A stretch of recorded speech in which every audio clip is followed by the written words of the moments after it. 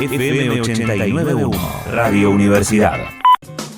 Nueva hora en Radio Universidad, 9 minutos pasaron de las 4 de la tarde. Y si tenemos que hablar del contexto actual, si tenemos que hablar de todo lo que fuimos atravesando a través de todo este año, que ya casi, mira, estamos llegando, ya pasamos la primera mitad, tenemos que hablar de cosas nuevas que fuimos descubriendo, ¿no? Ahí lo veo del otro lado del vidrio a Mati Pantano poniéndose alcohol en gel en las manos. Bueno, mucho alcohol en gel, poca crema me parece. Y por eso estamos en comunicación telefónica con un médico especialista en alergia, inmunología y genética forense, el señor Eduardo Raimondi. ¿Qué tal, doctor? Buenas tardes, ¿cómo está? Vanina lo saluda. Hola, ¿qué tal, Vanina? Buenas tardes, mucho gusto.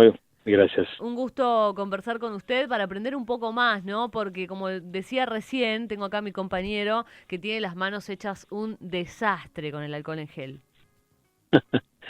Bueno, pero ojo que no todo lo que pica o lo que molesta es alergia o inmunológicamente. Obviamente cuando uno usa un irritante como es el alcohol en forma exagerada puede producir algún tipo de reacción en piel, pero eso normalmente no tiene nada que ver con la alergia. Digamos, la alergia es una patología específica que tiene que ver con la enfermedad de un aparato muy importante, que es el aparato inmune.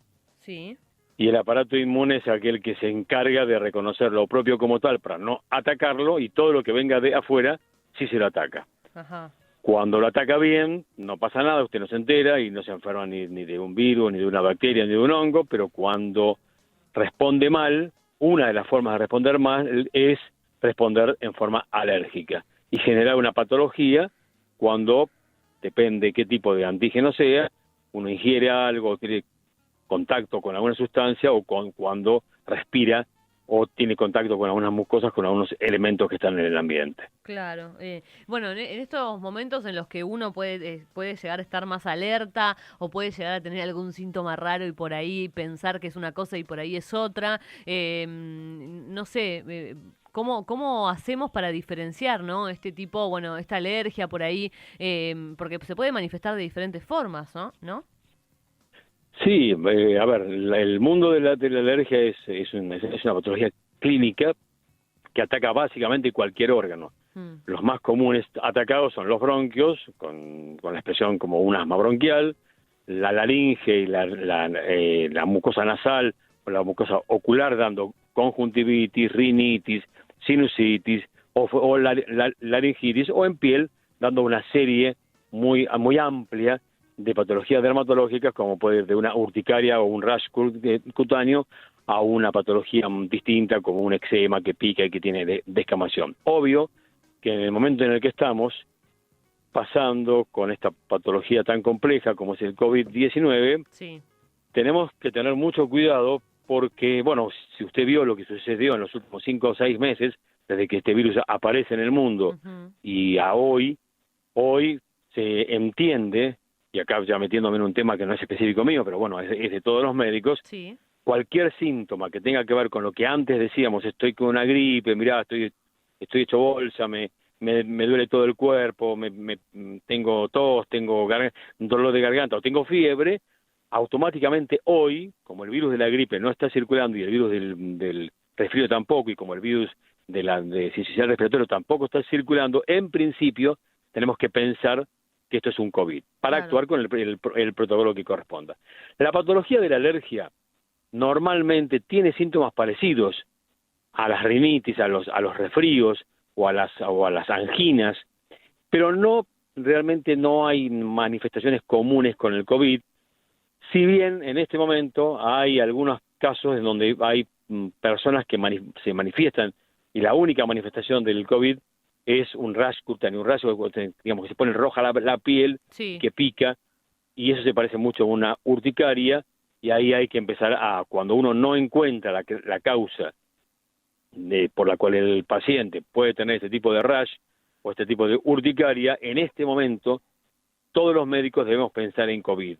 Esto es una premisa que siempre se nos enseña en la facultad y la enseñamos en la facultad, que hay que tener cosas básicas cuando uno vea a un paciente, y hay momentos de la historia, por ejemplo, cuando yo empecé a estudiar medicina, decían, piensen en tuberculosis, piensen en sífilis, porque nadie pensaba en sífilis, porque nadie pensaba en tuberculosis, y estábamos llenos de sífilis y llenos de tuberculosis.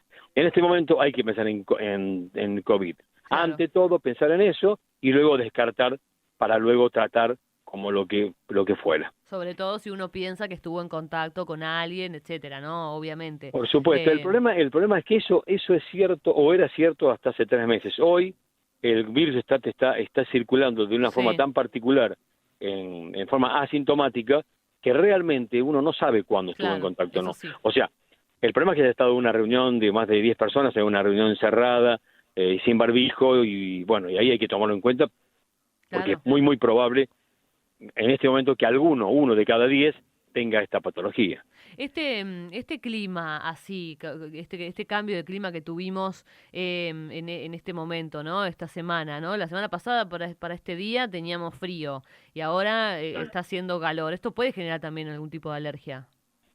No, por supuesto. En el mundo de la alergia, este cambio de clima tan brusco producen los pacientes, todos, aún los que estaban bien, hoy tienen síntomas, porque esto genera, hay una temperatura de más de 20 grados, hay una humedad de más de 80%, y los pacientes están en este momento, las personas estamos todos mucho más en casa, encerrados que los que estamos siempre, con lo cual los alergenos que crecen o que viven, como los ácaros o los hongos ambientales, que son las causas más frecuentes de alergias, en este momento hay 3 condiciones terribles. Una es el encierro, la otra es la temperatura y la otra es la humedad.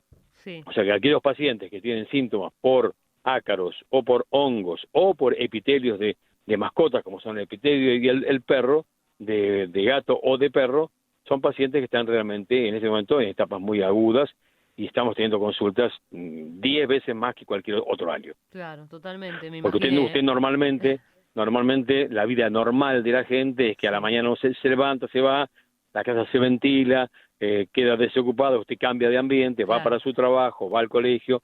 Acá el chico o el adulto queda, el 90% se despiertan, quedan en el cuarto o cambian al living o cambian al cuarto de al lado, pero siguen encerrados el 90%. O sea que están en contacto siempre con el antígeno. Claro. O sea que este es un momento en donde sí, realmente los pacientes que tienen esta patología están llamando con una enorme y mayor frecuencia que la clásica, ¿no? Exacto.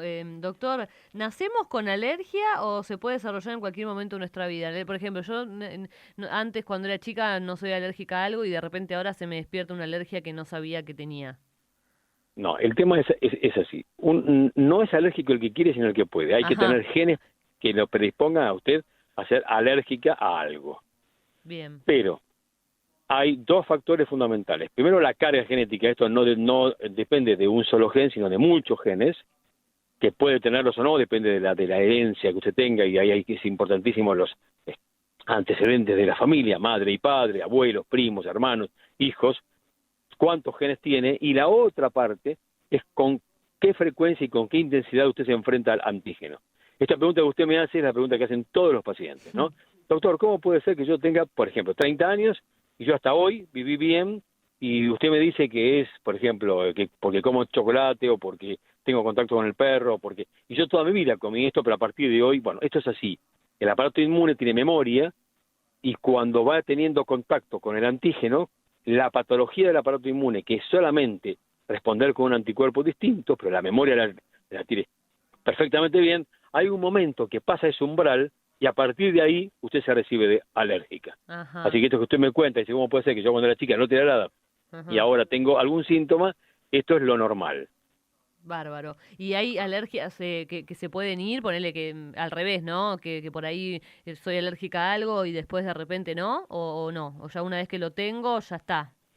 La patología de la alergia es muy caprichosa. Hay ventanas, hay muchísimos pacientes que tienen alergia desde que a la inversa que lo que le pasó a ustedes, desde muy, muy chiquitos, quizás desde que nacieron, y es típico que el pediatra diga, bueno, quédate tranquila que en la pubertad se te va a ir, y realmente uno ve una enorme cantidad de pacientes que tienen a los 14, 15, 16 años, y se les va el síntoma. Lo que no saben es qué va a pasar cuando tengan 40 o cuando tengan 50.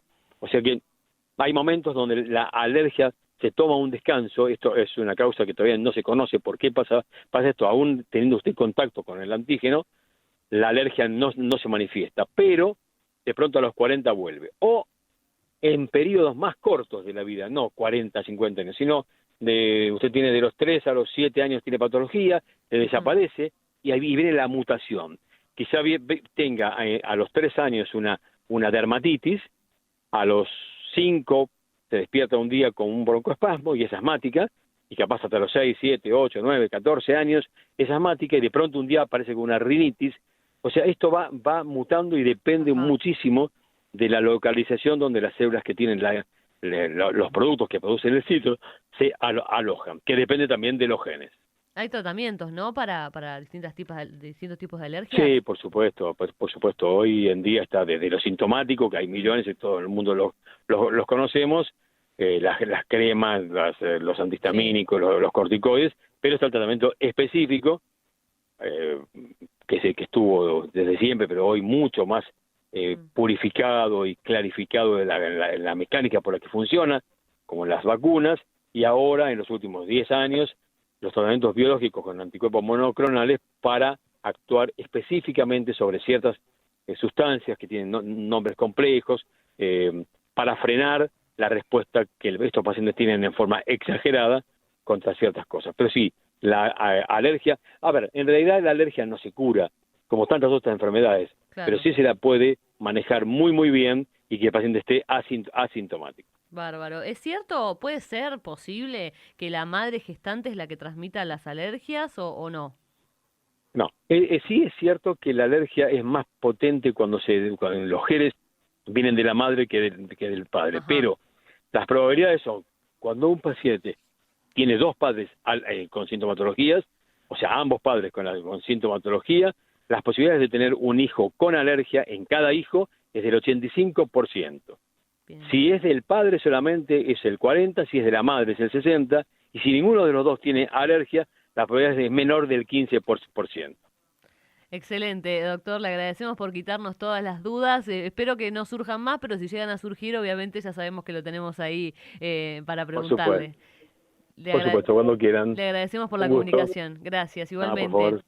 Chao, suerte. El doctor Eduardo Raimondi, médico especialista en alergia, inmunología y genética forense, contándonos acerca de estas alergias que pueden llegar a surgir en estos momentos en los que uno está más tiempo en casa y bueno, pueden llegar a despertarse este tipo de alergias. Así que, bueno, cualquier duda que tengan, ya saben, lo pueden preguntar, seguramente pronto volveremos a hablar con él. Hacemos una pequeña tanda y enseguida volvemos aquí en Radio Universidad. Desde la Universidad Nacional de La Matanza, Radio Universidad FM 89.1. Siempre cerca.